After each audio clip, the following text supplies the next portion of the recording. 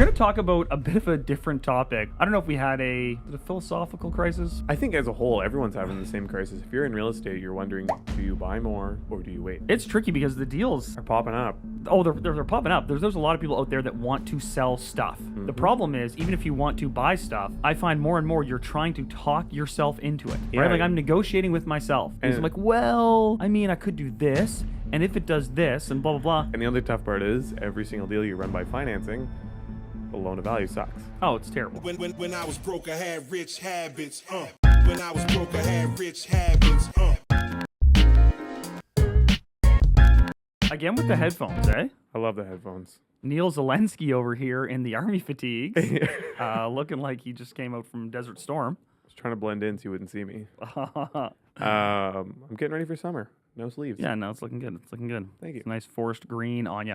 Welcome to Master Keys Podcast. I'm Chandler Haliburton. I'm Neal and Andreino. And we're going to talk about a bit of a different topic. I don't know if we had is it a philosophical crisis? What would we say? We've just been... I think as a whole, everyone's having the same crisis. If you're in real estate, you're wondering, do you buy more or do you wait? Yeah. So that's... It's tricky because the deals... are popping up. Oh, they're popping up. There's a lot of people out there that want to sell stuff. Mm-hmm. The problem is, even if you want to buy stuff, I find more and more you're trying to talk yourself into it. Yeah. Right? Like I'm negotiating with myself. And I'm like, well, I mean, I could do this, and if it does this, and blah, blah, blah. It's pull like, a little scratch from here, pull a little scratch from there. And the other tough part is, every single deal you run by financing, the loan to value sucks. oh, it's terrible. I kind of budget things now. If I'm looking to do a lift on a property, like a full, large scale, whatever you want to call it, renovation, rehab, or eviction process, you know, it's 35% down all day. And then increasingly people want the premium still. Or like I gotta go, well, we'll talk to that most time. We're gonna get to that. That's gonna be our main topic. But we're gonna kind of go over a few other things as well in the lead up to that. We've got our key player as always. We've got some interesting stuff in the news. But our main topic, commercial real estate. We'll talk about some AI, what's going on in the economy. We got lots of interesting things to talk about. And be honest with you, when we came to make today's episode, we were thinking about like, what are we talking about? Yeah. Because probably a lot of you guys are as well. So anyways, let's get right into it. The first thing I want to talk about, speaking of philosophical weird ideas, this is something I was thinking about because I'm always in this like weird mindset of thinking way down the road and like what's going to change. And I've always thought about real estate because everyone's got this like crazy amount of security in it because they're like, well, it's been this for 150 years. It just always gets better. And I'm like, is it always going to get better? And I was like, what could actually impact it? And there's like two major items, and that's like population decreasing. And we've talked about that on here before, but the idea is that likely Canada and North America as a whole, being a first world nation, will continue to grow at a pace that maintains that for kind of the foreseeable future due to the fact that we are a great place to live and we live a very high level of life. And so people are constantly trying to get here to live that level of life. So, okay, fine. That one makes sense to me. For another generation. After that, it's really hard to say. But yeah. But then did you see the Boston Dynamics video of their construction robot? Which one? I've seen a few where he goes and grabs dance watch. Oh, the one he flips the box? And he flips the bag up to the guy. Yeah. And then he backflips off of a set of scaffolding. Yeah. So mind-blowing. If you haven't seen it, check it out. Boston Dynamics released a video of their little like humanoid robots. They've been doing robots forever. Like I feel like when I was growing up, I remember them making the like little, they look like dogs almost. Yeah. And then I remember watching a video of someone kicking it and it could balance itself, which was like mind-blowing to think that it had its like ability to balance and stay up. Yeah. Now they're at the point where the humanoid robots are legit, like they can like build a bridge, they can run, they can go up staircases, they can jump up things. And like, so this video, if you haven't seen it, he puts a plank across a gap, goes up the steps, runs across the plank, grabs a bag for somebody who called for the bag, and it's a bag of tools. And then he has to jump up a level of scaffolding. So the normal human would use their hands and like push up, but because he's a robot with hydraulics, he literally just pops himself up there. Yeah. It looks super weird too. You're like, man, is this CGI? Because he just like pops and then sort of floats because you don't expect something that big and that heavy to just go whoop and up it goes, man. And then he flips the bag of tools to the contractor, which also can do with insane precision and accuracy. So he like spins the bag like a bottle flip, Yeah. lands it next to the contractor. That's right. I forgot about that. And then he's standing up on the scaffolding like 2 flights up and pushes a box over, and then looks at it and does like a inversion twirl backflip thing and lands perfectly just on his flexes at the end. Yeah, just goes, go- parkour. yeah, he just does a full parkour Yeah. and jumps off and does it. So anyways, if you haven't seen that video, I tried to describe it as best I could, but it was impressive. Like a human couldn't have done that pretty much unless they're like an absolute machine. Like it'd be like the highest level of like parkour athlete. Well, there were some people trolling it with just like, oh, so you mean like a human with a ladder? Right? Like, to some degree, a human could do that, but it's still showing the advancement in technology. 98% of the world's population, I would say. Well, it couldn't do the backflip. The backflip, but that was not the most important part Also, of the to jump that process. lift, to jump a lift of scaffolding without having to use their arms. Yeah. That was like a box jump.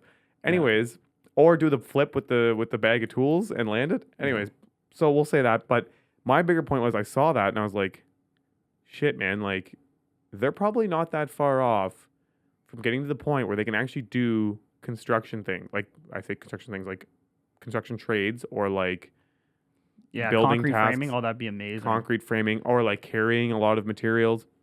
And now I didn't think, I was like, I'm sure a bunch of people are thinking like, oh, I'm just going to say a bunch of job loss. I'm more considering the fact of like a cheaper alternative. Like if you could buy one of these machines for $100,000 and they can run and replace. And they work 24 hours a day? They work 24 hours a day. And so I was like, wait a second, would that nuke the cost of construction? Because on the same note, so then you're like, now your labor cost is going to start coming down dramatically. Yes, you're going to have to hire people that get paid astronomical numbers to run these robots and all that. But again, I think it's like self-checkout. You have 10 self-checkout machines. There's a reason all the stores are going to self-checkout. It's not costing them more to have self-checkout, right? It is in the sense that people are stealing more, but they're doing it because they can replace 5 cashiers with one person that stands there and monitors and 10 again, self-checkout machines. Can be 24 hours, no shift changeover, no health and benefits, you know, no employee perks, no bathroom breaks, no smoke breaks. I mean, though, if they get a robot drywalling crew, can you imagine the robots show off, they're missing teeth, and they have a crippling meth addiction? Like, that's how you know the robots will have been perfectly fine-tuned. It gets to that point where, like, oh, shit, here come the drywall robots. Here we go. These degen robots coming up on site. They're, like, kicking the other robots and shit. Like, yeah, they're busted down Ford just filled with, like, empty dart packs and hydraulic bags. Hydraulic fluids leaking out and shit. Yeah. Hey, shout out to the drywallers there. We're just teasing. Eat but some. You all know a drywaller like that. Don't pretend like you don't. But like in all seriousness, like, and they might. We get to the point where they would have a lower deficiency rate and like higher accuracy, like better finish quality. Like think about how, you know what I mean? So because they're going to do everything perfectly. So anyways, all of that being said, then you're like, okay, so but then you're going to have the material costs and they'll make up the price. But yes and no, because those factories will also become more automated, automated. Yeah. And so I'm like, shit, son, like You got robots building other robots. this is where I'm at. And so I'm like, is it possible that in the next 10, 15, 20 years that you see this take place and then we're building for way cheaper? Because like, and the reason I say this is like, I'm looking at stuff for like whatever, $150 a door. And I'm like, what could ever undercut me? And I'm like, wait a second. That freaking Boston Dynamics robot could undercut me. Yeah. And so is that something? And then, but I'm like, and in true form, and this is where real estate's kind of always saved itself, is that then the land value just goes up a ton because the people who own the land are like, well, I know the Boston Dynamic robot can build for you for $80 a square foot. Mm-hmm. Yeah, that's true. And so you're going to still make 12%. And so now the land, instead of being worth The $1 land's million a hard bucks, thing to is going to be replace. worth $10 million bucks. Yeah, that's a good point because even if you look at how properties are financed, ultimately they're financing the land that just happens to come with a building on it. And there's so much underlying value in that land. But to your point, if you look at the 3D printing models, and there have been all these little micro scale I've seen neighborhoods 3D being printed. printing houses. Yep.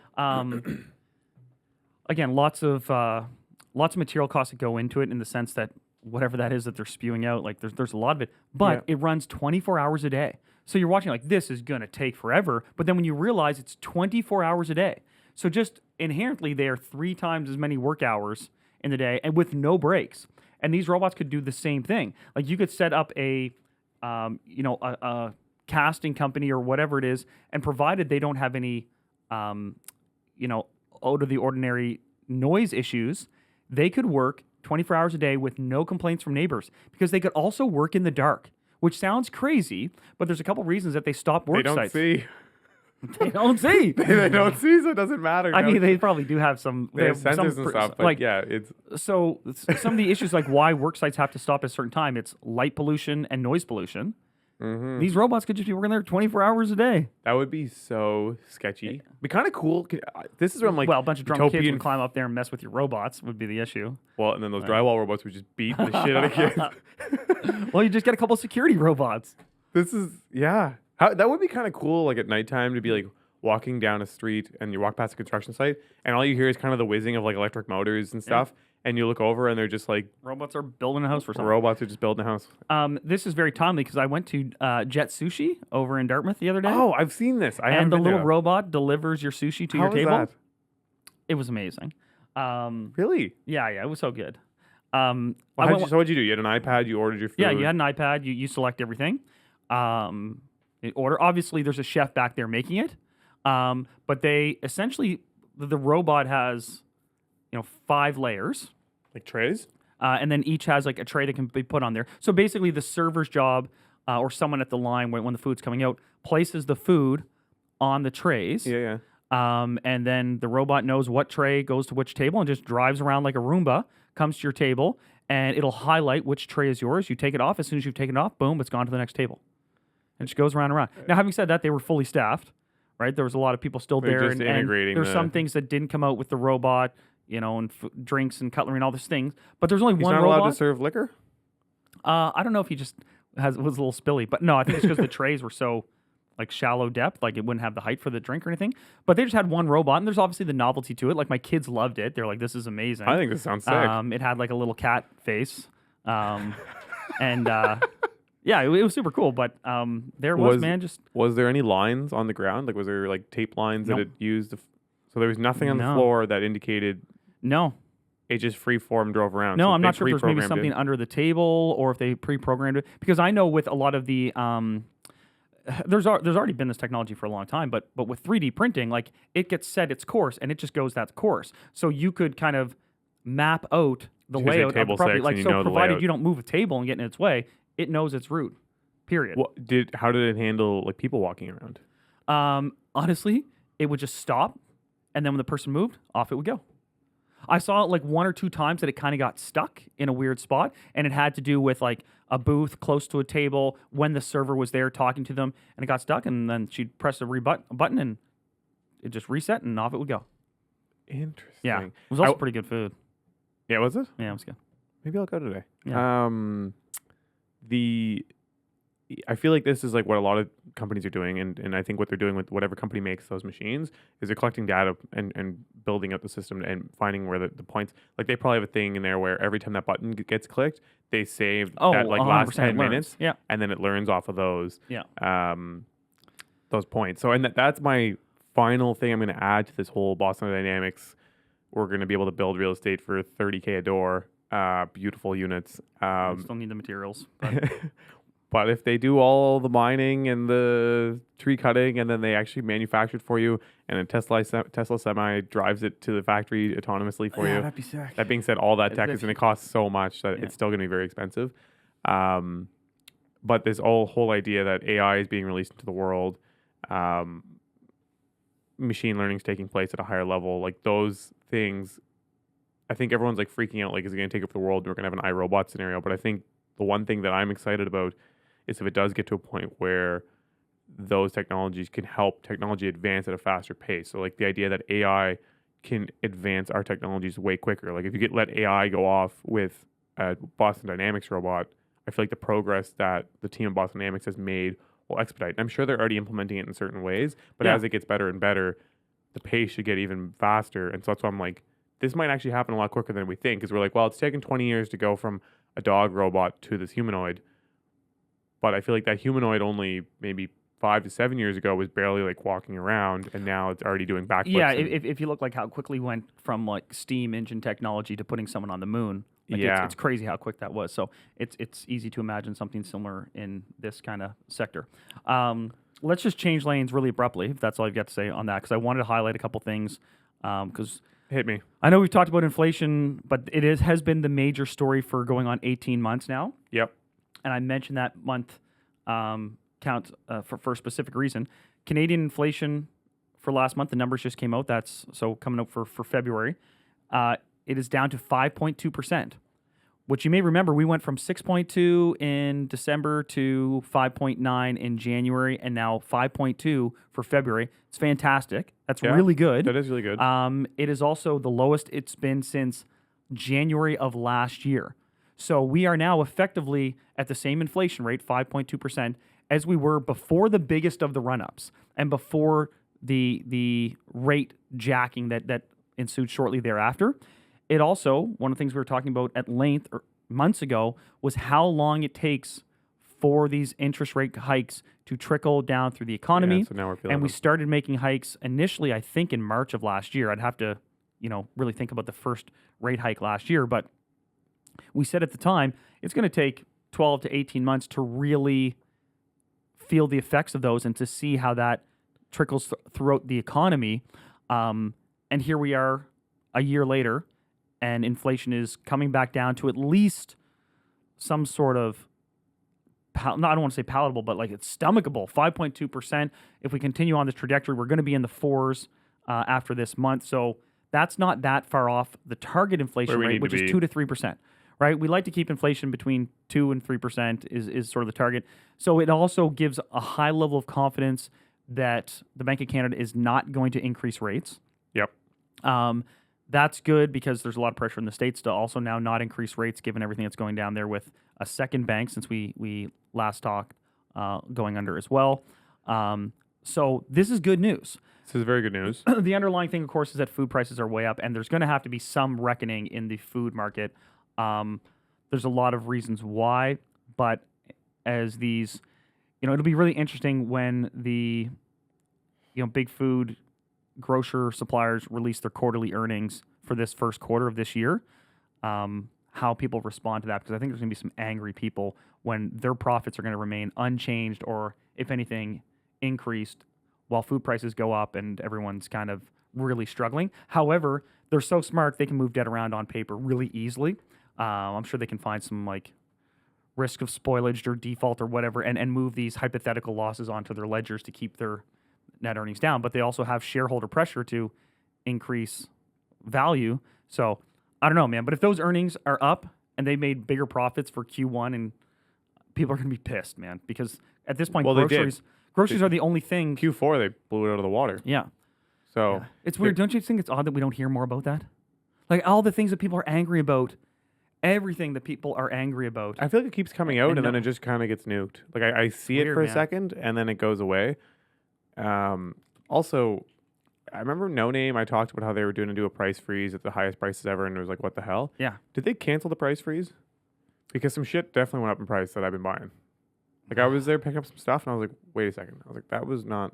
Well, we also talked about shrinkflation. Like everything that you buy is just getting smaller. Like same price, but now it's half the size. But this was this is a bag of berries that I buy every week. They took strawberries out of my bag of berries. Yeah, I've known that always sort of took place depending on yields. Oh my gosh, man! I'm like, man, why the new packaging and why no strawberries? Because strawberries are super expensive. Yes. So now my mixed berry doesn't have strawberry, and I had to buy my strawberry separate. Oh, you're that guy. Money's no object. I'm just paying through the nose for these goddamn strawberries. You must have. I must have these strawberries or my shake. What mix do you buy? You tastes like mud. How often do you have a shake? Every day. Really? Every day. I should start doing that. They're so yummy. A little protein in there. You put protein in. What flavor of protein you put in? Vanilla. Interesting. And I do oat milk, but only like half oat milk, half water. Jesus. Yeah. Wow. I have oat milk in the house. Maybe you'd fill out that shirt a little more if you had. Just kidding. It is hanging on for dear life. I like the baseball cut though. Baseball cut's always flat. That's right. Thank you. Yeah, you look good. You look good. So anyway, but also, imagine if food came down. We would be in the 4% right now. Like we'd be upper fours right now. Food's really holding everything up right now.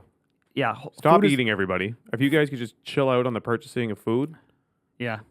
Did you see all the stuff in the States? You're the one that's I know. I'm screwing it up. Like, why?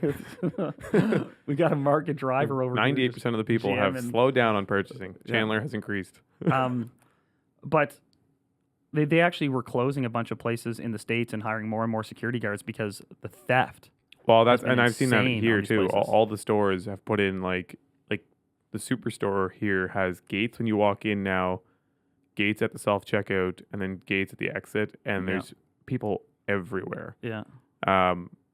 And I mean, I don't know if we have the freedom thing here, but like I've definitely been guilty of accidentally not scanning some shit in my card. Oh, yeah? Accidentally on purpose?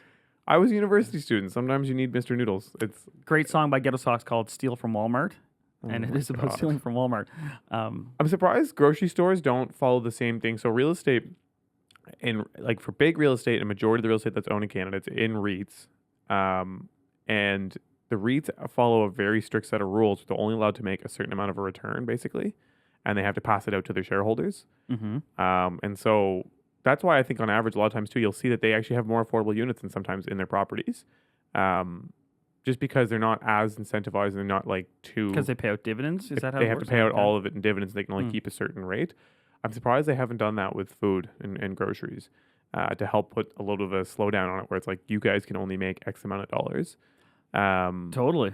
And you can make more money, but then you have to pay it back to your to the people who buy groceries, whether it be through like reduced pricing or potentially through shareholders, because that's the one tough part with the REITs. Yeah, they have to pay it out to their shareholders, but most of the shareholders are not the average Joe. tenants, yeah. Yeah, right. They're banks and That's true. or they're other big REITs or other investment funds. Yeah. So anyways, that's a bit It's of an also aside, hard but because historically the margins on food are ridiculously low, but increasingly more things are moving towards packaged. So like the margins on produce, basically non-existent. The margins on this other crap that we're now feeding people, pretty high. 100%. But produce is expensive. Yeah. Really expensive. Everything's expensive. And there are climate reasons and all the greenhouse. There's a bunch of environmental things that made it and supply things that made it almost impossible to run a lot of these greenhouses in the States. Yeah. And as a result, I can't get strawberries in my damn berry mix. Oh my God, he's still So- on the strawberries. This is a challenge. We're all struggling. But All right. Now on that same note, we've talked about, so our inflation's down, which is great. But the states have made a rate hike. They're talking about doing another one. They've reduced the size of it potentially due to the SVB Credit Suisse world that's taking place out there. yeah. But we have a concern because their inflation hasn't come down nearly as much, and where we are so heavily reliant on them for a lot of the products that we consume, some strawberries, I imagine, we're gonna face inflation because of them, right? Like if the states have inflation, we have inflation, Right, because our dollar's going down and we have to buy more stuff from them and And blah, blah. Yeah. Additionally, our dollar's going down, which will also heighten the inflation exactly. And so we talked about that. If that takes place, then they're going to have to raise rates here. But then the counter to that is if they raise rates, the biggest driver of our economy, which is real estate, is going to go down and take a beat down. And so it's coming out. I was sent this yesterday night. And basically it was to save the economy, we need to save the currency, which we'll do through housing, which will actually result in long-term rates being dropped. Canada doesn't do long-term mortgages like Canada or like the States does, and that could be why the Canadian banks will have to change their systems. So I put that in there, but basically, it actually is panning out to be potentially beneficial because Canada is so reliant on their real estate to maintain the value of their currency. They need to do that, and why that would be is because think about how much foreign investment takes place in Canada.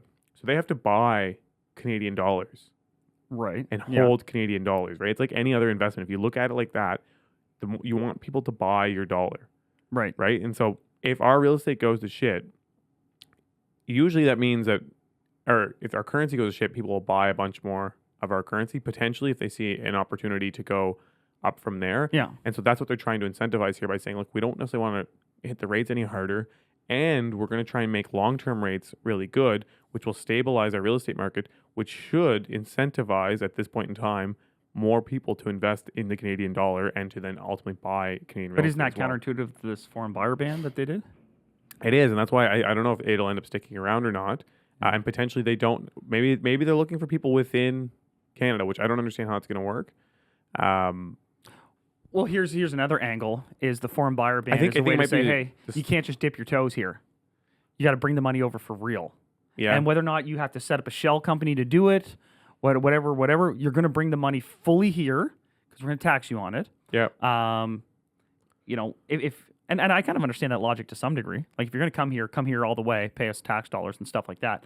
And then this may be a protective measure where they're like, okay, if we do want this investment, and that's a good point about the fact that if they're buying real estate here, they're inherently buying Canadian dollars here, which supports the value of our dollar. And maybe they're worried like at this particular moment, this snapshot in time, our dollar being weak, our real estate market being weak, it's a time to give away a lot of dollars and a lot of equity for below market. And that's what I was about to say. I think it's to give a moment for people locally to regain some strength in their holdings, and then they can reopen the doors to foreign purchasing. And also, I think at a higher like institutional level, I don't like it. You can still buy, right? I'm talking about like realistically, these movements aren't on the consumer level. Like they're looking for like the big movements of people buying like massive portfolios, investing in giant commercial build outs like malls and all that. Or buying commercial businesses. Commercial businesses, and that's still allowed. Yeah. Right? Like even the foreign buyer, you're allowed to buy, what is it, over 3 units? 4 units?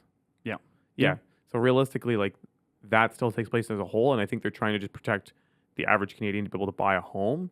And they're like, look, we're trying to funnel the money towards investments. Like we want companies to come in overseas, feel strength in our real estate market, and buy massive buildings or buy parcels of land and build big ass apartment buildings and big commercial plazas and malls and all that kind of stuff. And those are usually the ones that move the needle too. Because it's like you look at like a neighborhood, the whole suburb might be worth X, but the shopping mall is probably worth almost as much as the whole thing because it's a driver of so much, right? And so I think oddly enough, I'm now feeling this like new. This is why we want to talk about: do you buy or do you wait? Because what I'm getting at with this whole thing is short-term money is probably not going to get cheaper. But what they're going to do is they're going to target long-term money, right? 5-year mortgages, and we already are seeing that bonds are way down, and that means in turn that 5-year mortgages are pretty cheap. And I think we might go towards like maybe they start to push 10-year mortgages on consumers because the states have 30-year mortgages, and they've said 97% of their consumers haven't actually been impacted on their mortgage payment by this rate hike in the states because they're locked in for 10 plus years, 20 plus years.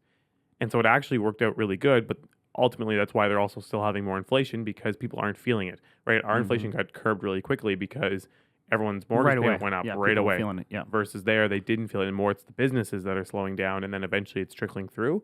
And so it's hard to say what the right answer is, and I think that's why they're also trying to keep them from going too long, but maybe they'll start offering more 10-year product, right? Yeah. And again, they're going to really incentivize you to take a 5-year term. I think though there's going to be more people, depending on how long people's memories are, like this could be the jolt to the system that steers people towards longer terms and away from variable because people are going to remember this. Well, I'm going to remember it. You know, be like, oh, damn, man. Like I started taking variables maybe like 4 years ago. It was probably the first variable I ever took.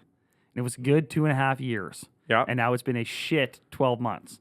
Right? So I'm going to remember that. Go back to our fixed versus variable episode. Oh, God. That did not age well. Just throwing it out there. But even now, it's not even about remembering it and doing it on your next one. It's like people are going to have to, because if you're on a variable product right now, it's like, look, you're paying 6.5% rate, and this is your payment. You can switch this mortgage to a 5-year rate right now at 4.5. Maybe not 4.5, but not 4.5 yet. Yeah. Yet. So they're that's literally talking about putting downward pressure on long-term rates. Yeah. What's so frustrating, and we've talked about this before, is obviously that the banks pass along the expenses, but not the savings. So even though, I mean, the bond stuff has been going up and down, but it's generally speaking down. But the banks have been hesitant to lower their 5-year fixed as aggressively. One, because they don't like passing on savings to the consumers. You see it on the commercial side, though, and they see it first. Yeah, but also when there's that level of uncertainty, they're kind of reluctant to be like, oh, it just went down 80 points yesterday. Well, let's drop. Yeah. Or let's drop our rates because then someone takes that rate that day and the next day it goes back up. However many points. No consistency. Right. So that there is a business and a logical reason as to why they're slow in passing those benefits along. But you are starting to see it. But I was doing all my taxes, or starting to do my taxes. So, of course, I've got all my mortgage statements.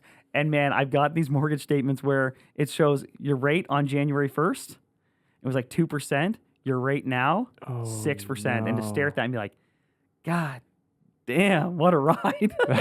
What a ride. But literally, you see it there right in front of you, and you can look at your amounts of payments because it keeps updating like what your payment was over the time. And it's pretty depressing to look at, I'm not going to lie. Yeah. A point kind of related to this. Oh, but one of the things that was interesting, this is what I was going to say. So I've got these products that are, in some cases, 6% on, these are small scale multis. These were things that I've owned for a long time. I bought them in my personal name. They're like duplexes. So You shall buy those. I haven't bought a duplex in a long time. Mess off. Isn't that true? Portland? Oh, come on. That was a package. That was several duplexes. But in buying those, oh yeah. So I just locked in a commercial product because I finished a renovation. So now I convert the construction financing to a new mortgage. If you're curious about how that works, check out the Patreon. We just did a breakdown on renovation financing, construction draws, that stuff. Really worth checking out. So check out the Patreon. Hey, thanks for listening to this point. Please stay tuned for the second half. We've got some really interesting things we talk about. Specifically, is this a good time to buy? We look at a couple different market sectors. And then we even sort of talk philosophically about motivations to buy and what we're personally doing, what we're seeing out there. So keep listening. But I was looking at it, it's like, man, my old mortgage when I started was like 3.59. That's a great fixed rate. That's on the first half of the project, essentially when I bought it. And now my new rate for the renovation, I think I'm at like 5.8, which actually is not terrible. No. You know what's the rate right now for Scotia on a duplex would be if I went out and bought a duplex with Scotia Bank right now, residential? No. Be like 6.25. So like the commercial new money rate on that is cheaper than a major 5 lender on an owner-occupied duplex. So it's not a bad rate. And blended, like I'm paying... Is that a 5-year term, though? No, I only took a 2. Okay, I'd be very curious to see what a 5... It wasn't much different, man.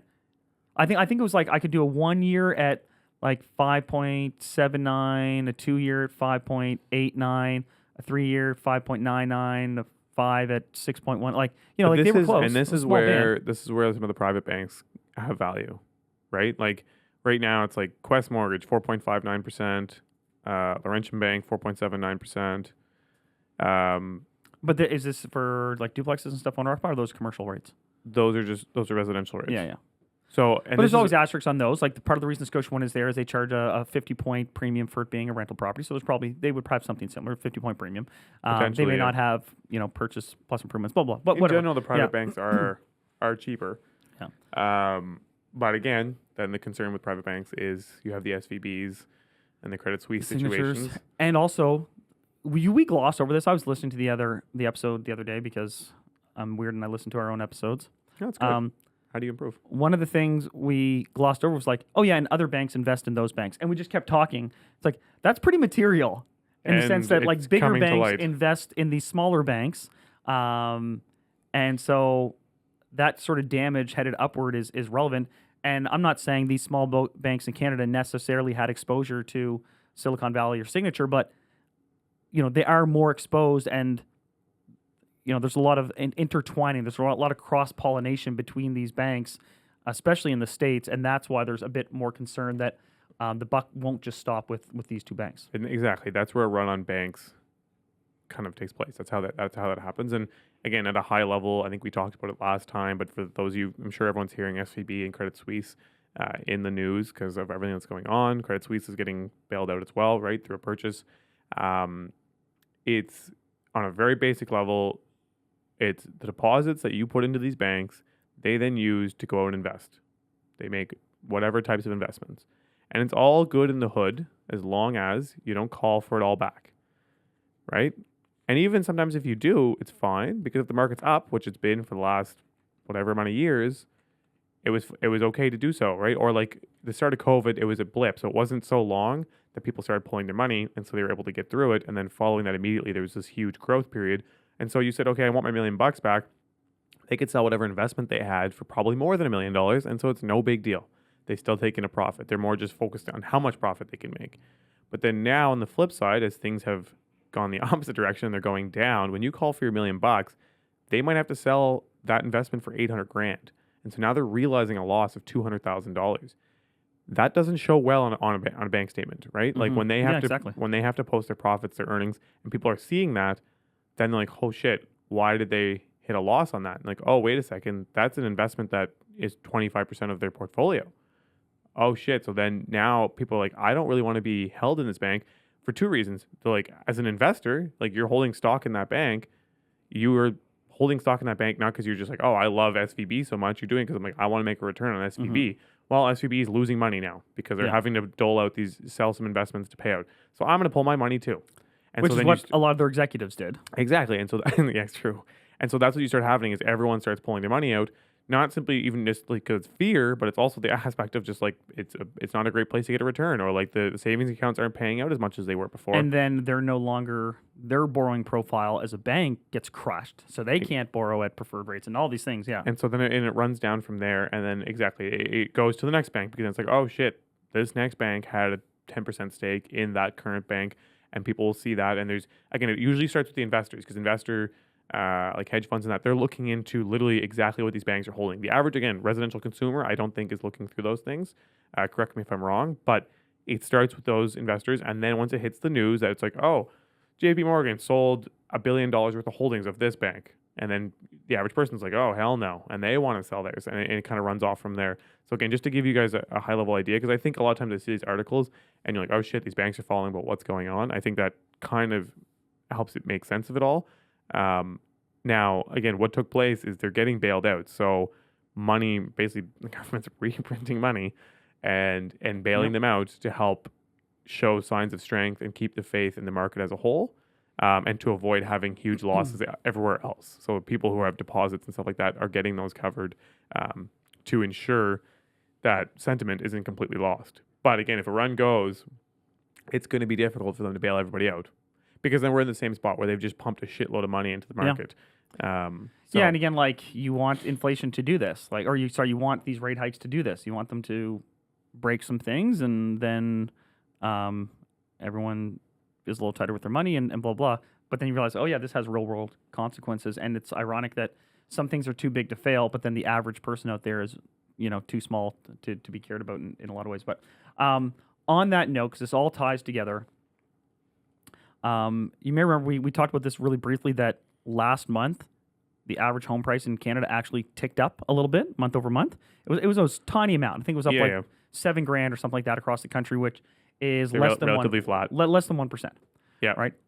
However, it was over a wide cross section of sales. It was statistically significant, suggesting some support at the bottom of the market. Right. The prices were finding a lot of support. We certainly are seeing that locally. Again, last week I think we were 99.7% of asking price. Probably around 30% of homes selling over ask. Yeah. All these things, and of course strongest in the core areas. However, something worth noting is that mortgage approvals and pre-approvals and people going out there getting prepped for mortgages spiked. No. Really? Down. When? For February, year over year. Right? So, but I mean, that was the height. But how much? How much do you think? Well, it's always going to be something insane, like 79%. No, I mean, that's ridiculous. I mean, literally. Okay, all right. Actual? 35 to 40%. I think it was 42%. So this means the amount, if you're a real estate agent out there and you're wondering, like, how's the year going to go? Well, how was your year last year? Is that how we talk? Some talk a little bit like that. How's your year last year? And then imagine there's 42% less buying power amongst buyers getting pre-approved right now. But then we also had a spike in January. 100%. 100%. That is comparing like psycho levels. However, it was also like the lowest month in something like, certainly since before the pandemic. And I think going back like roughly 10 years, that was the slowest month. And there's two things. One, the rates are higher, so the actual dollar amount that they can get pre-approved for or approved for is less, right? So there's that pressure. It's just there's less approval, but also seems to probably suggest there's less people running out and getting approved for mortgages. I mean, there's going to be less buyers. So there's 42%. I ain't shook. No, I think there's going to be a resurgence because if we just talk about what we just said, where if long-term rates come down and people start hearing about that, well, that's the thing. They're going to go racing back. Like, oh, wait a second. I can get a 4% rate on a 5-year term. Let me go back and get approved on that. If a rate came out, I'm trying to think what the best, like, floating around. Yeah, if a rate came out right now, like some sort of rate special, that if, you took this rate and you had to close a home in, say, 60 days, and the rate was like 4.59, can you imagine? They have 4.59 available for residential buying. Well, wherever that one is, but yeah. Yeah. Yeah. So I'm telling you, and like you said, there's going to be promos that go on. People are going to start getting iPads and shit to buy houses. And seriously, that's what they do, I right? use an iPad right now. They bring you, they see, and then you're going to go buy a house. I know you. So, yeah, that'll come back. I honestly think. I understand. I do agree that it is an indicator that like, oh shit, like this is way less volume for the next little bit. But I think everyone's nervous. Nobody knows what's going to happen, which is also why we're doing the topic of should you buy or should you wait? I want to have a little meter. Can we get this? And it's a little meter every episode. We say it's a Neal-o-meter. And it's gonna be like bull or bear, because like one day you're heavily. like, oh, the real estate market's trash, and then the next week you're like, well, rates are gonna go down, the real estate market's gonna go crazy. So we need the Neal-o-meter, and we will identify it every week. Everyone tells me I'm too negative about it. But all right, we're gonna pivot here to our main topic, which is this loaded question of like, is now a good time to buy? Because we've said we have a lot of opportunities coming across our desk right now. We're trying to figure out what we're doing here, but first. Before we do that, let's do our key player. Yeah, I had a bunch of stuff here, but I guess I can save for the next pod. I mean, we got a lot of. We're Holy we're smokes! in here deep. Okay, yeah, let's get the key player of the week. He's a little bit of an off-brand, and he's not necessarily heavily involved in real estate, but his name is Ryan Reynolds. So you may know him. Good buddy of mine. Good buddy of Neal. Good, good friend of the show. Big Yeah. fan. We love you, Ryan. Thanks for listening, Ryan. Thanks for sending the gift box. But he's not on here for being an actor. He's on here for being a shrewd business person. He's a talented thespian. I don't even know what you just said, but that sounds very neat. And what I want to really get into is all of the things that he's done. So he's had the aviation gin. I don't know if you guys remember that. That was one of his first forays way back. That sold out for billions of dollars. Then he Billions with a B? Yeah. Oh my God. Everything is billions with a B. My grandmother's long since passed, so it's not her buying all that gin. Where he interested me more, everyone's seen him is T-Mobile, the Mint. sale that's going on right now. It looks like he's in net around $300 million. Nothing serious, just casual 300 mil. Additionally, he's involved in Wealth Simple, which I found really interesting. So he's not just, I think, another one of these celebrities that's trying to utilize their brand to grow all these other brands. And they're like, I'm the man, so I have this water called Ryan Water. And you're like, this is still shit. Like he created a Mint Mobile, which was a discount brand that actually allowed people to afford their cell phones. Not only that, he's not just saying, oh, I'll be your spokesperson. It's like, no, I want to own. Right. And this was this has been a huge shift in celebrity endorsements, where it used to be, I will sit up there and peddle your product and say, yeah, I use Icy Hot all the time. And now it's, no, bring me in. And if I can own the company and I believe in it, then I will be your spokesperson for free. But I want in at the ground level. And I mean, that's why these people, and credit like to some degree, like the Kardashians and these types who are like, no, we're going to build it ourselves. Yeah, and it takes a certain skill, a ton of effort, and these are why we're calling him out again, and where I think he differs from a lot of people. And also, he's in the process, for me, it's close to home, of purchasing the Ottawa Senators. I grew up in Ottawa, for some of you that already know that. Was an avid fan as a kid.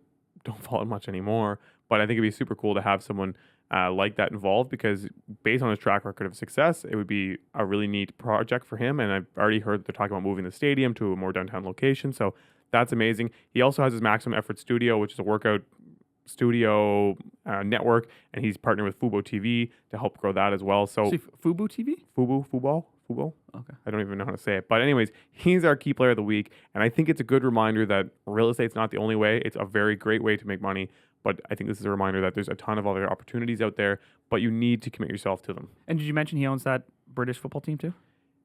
Soccer? I opened his list of stuff that he owns, and it's massive. So anyways, Ryan, thanks for listening. Can't wait for you to come on the pod. Yeah, still big fan of Two Guys, a Girl, and a Pizza Place. Yeah. I like Deadpool. That's before your time. I like Deadpool guy. Oh, I love Deadpool. Yeah. And Van Wilder is classic as well. Yeah. But not just a beautiful idiot, despite what you may have heard. He's a very smart guy, obviously. Yeah. So key player of the week. He's Ryan key player of the Reynolds. week. So very again, handsome too. Shout out Blake Lively. They're very charming. Send I like Blake Lively. Gossip Girl. XOXO. Oh my God. Jesus. Fanboy much? I'm on one. Blake is a G. Anyways, if you have a key player of the week you'd like to nominate, send them in. We had a couple come since last episode. Oh, nice. So just gathering the information there, and we will gladly shout them out, and some of them will come on the pod. So we want to hear from you guys. If you have young investors, old investors, people who are involved in the game, banking, anything that you find impressive that someone's done that you think is worthy talking about, or you're interested in hearing some answers from them. Yeah, and if you think we should get them on, like, be like, hey, you should probably have this person on. Yeah. So anyways, we now want to move to should you buy or should you wait? And the reason we want to do this is because literally Chandler and I talk every single day and debate our lives on whether to purchase. I think we almost always have constantly things under contract for ourselves. I currently have 3 things under contract for myself, and I am back and forth, partially because of the financing options that are available. But it's also in the back of my head that if that's what's going on, does it make sense to be purchasing? I've always been an advocate of go kind of against the flow in some sense. I always want to go with the flow as a whole, but you don't necessarily, I don't mean following the trend of the crowd, but going where it's easy to buy and where to make money. The legislation sentiment, exactly the market support for what you're doing, that sort of thing. Yeah, exactly. So part of me is like, I like the fact that it's more difficult because that's keeping out a lot of the fire and keeping the prices reasonable. That's true. On the other side, it's that, okay, like I can't get the loan to value that I want. And so the returns are really neutered. And if this doesn't grow, I'm going to stagnate my money. So the first one I want to talk about was commercial real estate. And I think for some of you guys, like, what the hell? Like, I want to buy a duplex or single family home, and that's what I want to know about. But commercial real estate is something that might be more attainable than you think because you don't have to go buy a massive office tower or a strip mall. There's singular small commercial buildings that you can purchase and rent out, and you can do very well on them. And if you look into them, you'll notice that they have very high cap rates. I don't know if you know. In comparison to residential, commercial is leased, it is a gold mine. When it's vacant, it's a little trickier. But to get an 8% cap on commercial is not mind blowing. To buy at a 6 or a 7 is not mind blowing. Whereas in residential in a city to try and buy 6, 7, or 8, it's not happening. There's a 0% chance you're doing that. Maybe if it's marketed as an Airbnb property, but that to me doesn't count as a 7 or 8 cap. This place makes $1 billion. Yeah, in this 1 month of June.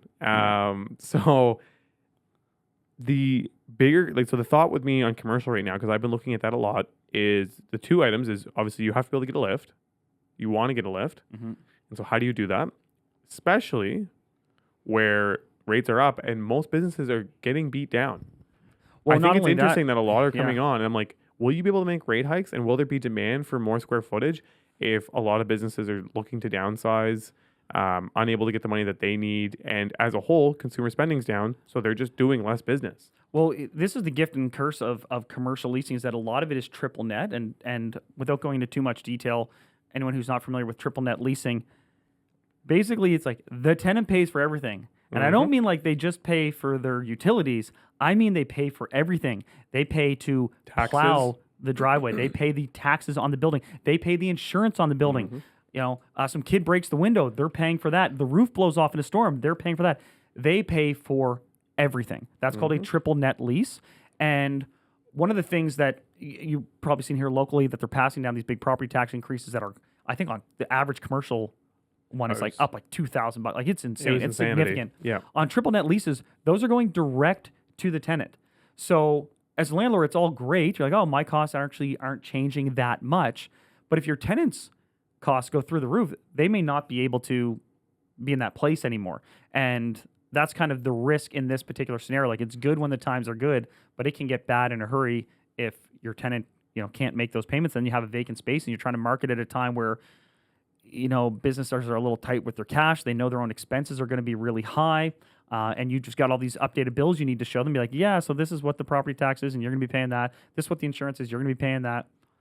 So, with that being said, do you buy commercial real estate? Because I think a lot of them are coming up, and they're on triple net leases. And I think if you're not in that market a lot, you're like, oh, this is a great opportunity because you're like, the expenses haven't really changed, and the rents are great, and the prices come down. Then you notice they're 3 years into a 4-year lease. And even the leases, oh my God, commercial is so good. Oftentimes the leases even have built-in increases pegged to inflation. You're not on a rent cap. Pegged to inflation. So it'd be like, all right, what we're going to do is at the end of every year, we'll see what the inflation rate is. And last year you just got absolutely hosed. That's what the rent's going to go up. So as a landlord, again, like it can be really lucrative in good times. But when stuff comes up for renewal, if you're a buyer, the first thing you need to look at is the remaining term left on these leases. 100%. It's funny. I almost bought a strip mall a few months back, and I'm kind of glad I didn't, but I was so excited because all of the renewals are coming up within that year. And now as the market's changed over the last 6 months, I'm like, oh God, that might not be the most fun thing to be renegotiating right now. Because they're like, these can all go up. That's how they were pitching it. Like all of these can go up. And I'm like, well, can they? Because I bet you all those businesses now are like, my cash flow's just gone down by 50%. Yeah. So, Like, how much money is that vape store really making? Like, can they afford to? I mean, renew this vapes go lease? up. In recessions, people need to vape more. And that's going to be my next Vapes point. are recession proof. I That's my love next. it. Well, that's my next point. Is yes, I think you should buy commercial real estate, but you need to really consider who the tenants are, because if they are recession-proof businesses like liquor, like tobacco, like tasty food. Well, those are also like institutional, like blue chip tenants. Like that's Well, government. Not Man, vapes. Institutional blue chip is. You said Vape tobacco. Nation, y'all, Yeah, like- yeah. Oh my god, that's right. Yeah, but liquor obviously is principal. But yeah, Well, but like good tenants are key. a bar is also something that, like, on average they can do well depending on where the location is. Yeah. Maybe a bar downtown's not going to do so hot because they have to charge so much for rent and they have to charge $20 a drink. But maybe more like your local neighborhood pub bar Yeah. is going to do really well because on I had average, clients. people are gonna go more. We had to back out of a deal because it had it had only actually 2 commercial tenants. One of which was really good, like federal government good, but small town. We hear from the grapevine that they were out shopping for another property, and the only reason they stayed in this property is because they couldn't make the other one work. And then you start thinking, oh crap, if we lose that tenant, which is like literally in this town, that is the best tenant in the entire town. You lose that, you have a big square footage now that you're trying to fill. And yes, they did renew for like 2 more years, but someone renews for 2 years and they're already looking for other places. Your chance of re-signing them is not good. And then through the process, we found out that the other tenant, which was a small little mom and pop shop, they were trying to get out of their lease and trying to sell their business. Good luck with that. And so all of a sudden the deal went from we're excited about this to absolutely not. No friggin' way. And this is what you need. That's how you need to look at commercial, because it's not like residential at all. You can't just refill a space immediately. You could spend years on an empty space. And you've probably all seen that when you're driving down the road and you see commercial space for lease. And you're like, man, that sign's been up for 2.5 years. And you're like, yep, and that space has been empty for 2.5 years. So I wanted to talk about this because I think there's a lot of deals coming up, and I think you're going to see more deals coming up. And I think it's a lot of people that are experienced in that world are trying to offload, because during downturns, commercial doesn't necessarily do that well. But I do think there are still opportunities in certain spaces to do well. I think storage is one that's historically proven to be really good because people are downsizing. They're taking on, okay, I'm going to get rid of my 2,000 square foot space, go to 1,000 square feet and take on a storage locker. Yeah. Whether it be on both the residential side and on the commercial side. And then, like I just said, there's things that do well during recession. So maybe research those businesses and see what they are. And then if those are within your space or you think they can fill up a space, that might be something worth considering. Additionally, you can put a place under contract for 4 or 5 months and try and shop and find a tenant to fill that space. I've sold commercial buildings where they're empty, and we will find a tenant during that conditional period to take it over. The other thing is, like, if you're looking to pivot because you're not getting the lift that you once got in residential and you're struggling with the rent controls and all these things, you're basically handcuffed at every turn. Commercial doesn't have that. So if you become an expert at commercial, you could buy a property that isn't on triple net leases, but know that the market in that area would support a triple net lease. And imagine you could just re-sign people and say, I'm not paying the property tax bill. And the property tax bill on something like that might be $15,000, $20,000, could be $50,000. Right away, that's a pretty big change in your bottom line. So you can get really good lifts in commercial if you're managing well. My question, though, is right now, it's hard to know why an opportunistic, a good opportunity offering on a commercial space with good lease potential, why a seller would sell that right now. It's the same reason a lot of people kill them selling $100 million in property right now. It's the same reason a lot of companies are. It's the service debt. If you're it gets to a point where you get so big that, like, you'll have renewals coming up. Yeah, and you don't like them. Yeah, you don't like them, but you can't even necessarily make up the difference, right? Like I think we play in a world where it's like, oh, our rate went up 2.5%. It sucks, but we can still survive. But when you have $100 million coming due and it goes up 2.5%, you're like, oh shit. Well, it's not just that. It's if that asset starts underperforming, your relative to the rest of it. But it's all shareholder value, right? And they operate on profits. Yeah. They don't care. Well, they care. Revenue matters, but profits matter more. And if you take the exact same building and change the debt servicing, especially in a rent-controlled market, that asset is going to decline in profit. And these big companies, they're at the end of the day, they're real estate companies, but they're really investment companies. And that's like saying we're looking at keeping an asset that we know is about to drop 10% in value from our perspective. And oftentimes it's not from a market perspective because they can still sell that damn property to the next person for more than it's worth as an asset on their books. But they're concerned with assets, but they're really concerned with line items and profit margins. So at times like this, they're liquidating some of their stuff to keep profits in line with what they were historically if a place is up for renewal. Exactly. They have the underperforming assets. I think a lot of it is to have cash on hand, honestly. But that would be the same reason someone would be selling commercial property, is they may have something going on somewhere else. And they may, a lot of times, if we're talking on the smaller scale, a lot of times they're business owners that have other businesses going on or a business in that space and they need to downsize. Or maybe they were land holding that property and thinking like, oh, maybe I'll do something. And now they're like, you know what? I'm not going to build there. Forget it. On to something else. Yeah. It's not feasible. What other industries and sectors? Well, I want to switch to residential because I think that applies to more people. Do you buy right now or do you wait? And I want to start with, because we get this question so much, and I know we're thinking about it a lot. Yeah, 100%. If you're buying residentially, and I honestly want to say sub like 4 units, you're not going to time the bottom. No, I mean, it's so hard. You're not going to time the top. Yeah. I'm sure there's a bunch of you that wanted to sell stuff that didn't list in April of last year. Yeah. Right? And you're also not going to time the bottom. Like, and no one knows for sure. There's no magic ball. There's no crystal ball that's going to tell you the answer because there's a ton of global factors that play into it that are going to impact things, and they impact you on your micro level. But we talked about this on the way over here, is the same rules, we've said this a bunch of times, apply, which is you really need to focus on having quality properties, quality locations, like you take care of them properly, they're maintained, you do your leasing properly. Those things will give strength in what you have. And when you take over a place, if you do that again and you follow those same principles, if there's a little bit of a dip up and down, it doesn't really matter. If you're and then you need to think about your objective of how long are you holding this, right? Like that's something that you really need to consider. I think a lot of people don't think about this. Like, there's like, I'm just buying real estate because like it's a good thing to get and like blah, blah, blah. But what the hell is your objective? And yeah, there might be a 4-unit deal that's really good, but does it really play into your objective? And does it make sense? Because then you have to go drive an hour to somewhere else to manage it. Or like, what is the upside? And if you think it's going to be flatlined, even if it's a great deal, does it really make any sense? Yeah, does it serve you? If in theory, if it's flat for 2 years, then you could also just buy 2 years from now. You know what I mean? That's the thing. And so I think, I don't know that there's a set answer for me. I'm going to say I am selectively purchasing. But as many of you know, I've said it many times, I'm trying to purchase in potentially the States. So I'm holding cash for that. Additionally, I do want to divest into more businesses and less predominantly real estate. And so I'm keeping cash for that as well. And so I think it's still going to be an opportune time. And I think seeing this idea that Canada is going to be like, we need to keep our real estate market alive. We've always kind of said it, but they don't think they've directly said it. But now they're saying it directly that we need to keep the real estate market alive. To me, reminds me, you know what? Canada, at the end of the day, is so heavily reliant on real estate. They can't let it fail. They just can't let that turn over. And so I feel secure in some ways. And that's why internationally people buy here, right? Because we have a secure market like that because we're so heavily reliant on it.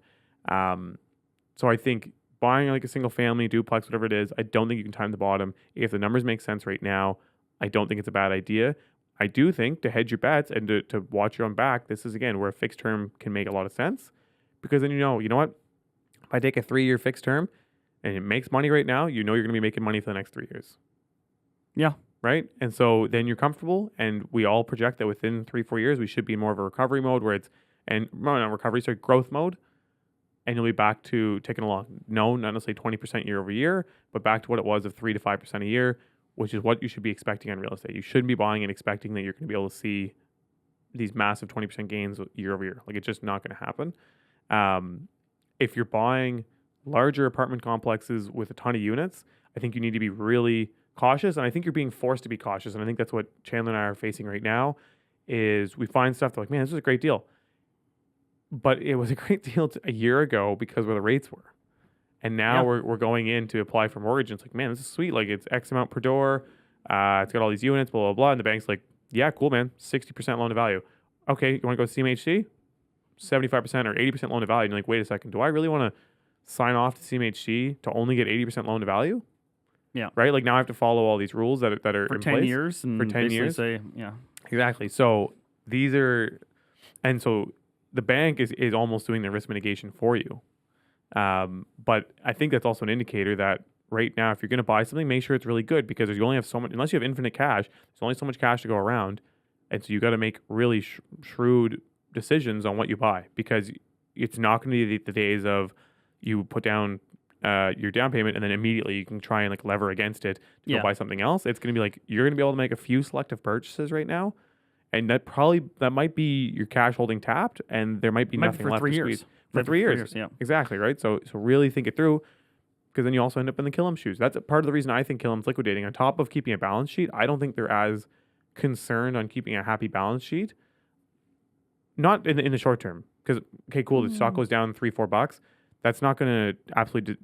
if you look it's at not going to destroy them, but man, that does have some consequences. They're already down like $4 a share from like 6 months ago. Like it has some consequences, but I don't think that's their major indicator. At the end of the day, they're like, we want to have some cash to be able to acquire again, and we like you said, get rid of underperforming assets and really clean up the book. Well, and I think also they're like, okay, let's take this cash. They have the option to selectively put it on debt short term, but then they know that they can take that back whenever they want it. So it's kind of two birds with one stone. You get the cash to have ready to go, but you also they do it through lines of credit. You keep your debt servicing down because you put it on principal on places, right? My last point I want to make on all of this, because I've kind of rambled, but is Killam is selling right now. This is not the best time to be selling. It would have been April of last year or February of last year. Yeah. Killam, someone who's got billions of dollars of assets, analysts, some of the best real estate investors in Canada, like all of this combined, didn't time the market perfectly. Yeah. And the products that they're selling are smaller, so they would have absolutely killed the sales if they sold them last spring. Yeah, that's an interesting point. And so to think, if you're out there and you think you can time the market, like it's just not possible. Well, that's I say that too. Like if people could really predict real estate accurately, how come everyone didn't buy in 2018? Or even like if people knew how COVID would impact things, why didn't everyone buy March 2020 and then promptly sell April, May of 2022? Like no one had that level of knowledge. Or if they did, they would have. Right. And some people like say, no, I basically did that. It's like, well, you probably did by accident, and chances are you didn't buy 100 properties, which is what you should have done in theory if you knew. Exactly. I say it all the time. I got super lucky with the timing of my purchases, but listen to the people around you, but don't let them dictate what you're doing. Because right now there'll be lots of fear and sentiment in the market, like, what the hell are you doing, blah, blah, blah. You need to do your own due diligence and understanding what you're buying, projecting where you think rates are going to go. And like I've always done, run your worst case scenario. Run your absolute worst case scenario on where rates could be, where rents could be, and be like, okay, does this still all make sense for me? Yes, it does. And okay, then you can probably still make the purchase. But if you're like trying to run off, you should never do this, whether the market's up or down, of being like, oh, if this goes perfectly well and this happens exactly the way it should, and the rents go up and the cap rates go down and blah, blah, blah, I'm going to be able to make that sliver of money. Like you should have never been doing that, and you got away with it in the last couple of years. Yeah. Moving forward, you're not going to get away with it. I just realized I drifted aggressively here to my left, and I think my hand is probably in like every shot when you're talking. But anyway, people who watch it, no, we're good. Okay. I got a hard lean over here. Just to wrap up, because we do need to wrap up here. I wanted to get a little bit personal and a little bit philosophical or reflective. No, but this relates to the conversations we've been having, and I suffer from acute FOMO, right? Yeah. Like when I hear someone got a deal on something, I'm jealous. I wish I got the deal. Yeah. When I hear of a good opportunity on a property, I want to get it no matter what's going on in my life, blah, blah, blah. Like that is just how I'm wired, and I hate that about myself. Like he's buying duplexes. And it's not it's not in a spiteful way. Like I'm happy for other people's successes, but I always wish like, yeah, me too. Like, could I get that? Could I get this? Could I get that? And I always feel like it's exciting. You know, it's exciting, and I always hate missing out on an opportunity. But you asked me this, and it was good. And you know, I've got some close friends that, you know, shout out to the heavy hitters. We reflect on this sort of stuff every now and again. It's like, what is the actual goal? Mm-hmm. And you and I had a chat the other night, and I've come to realize, you know, a lot of what I'm doing is one, there is an ego component to it. I think anyone who owns real estate, there's ego involved there. There has to be. 100%. Right? To take the not shit doing it kicking from the goodness of their heart. Like there's an element of personal ego involved. Yep. Because ego is not always inherently negative. Yep. Then there's the fact that I genuinely want to leave a mark on my city. Like I know after I die, no one's going to remember me or talk about me, but it'll be kind of cool that there'll be certain I'll parts of remember me around the city. You're probably going to die before me. Crushing a plane. But then the other thing, from a very practical standpoint, is I would like to leave these buildings to my children and maybe even to my grandchildren. Mm-hmm. And you made a good point where you're like, well, you probably have enough then, right? Yeah. Because I don't even know if my kids are going to want the damn properties, in which case I will sell them and give them the money, but whatever. The idea is to have enough that they don't have to go through some of the, literal insecurities that I felt growing up and starting my life of like, what if like I can't make ends meet, right? And that deep-seated fear is part of what drives me just as much as the ego stuff and not wanting them to have that, and frankly, not wanting their children to have it either. But then it's like, to your point, I probably have enough. Like if I just paid these off and at some point split them up between my boys and, maybe set one or two things aside for my grandkids, it's probably enough. And then how do I want to live my life? Well, you have a finite period of time with your children.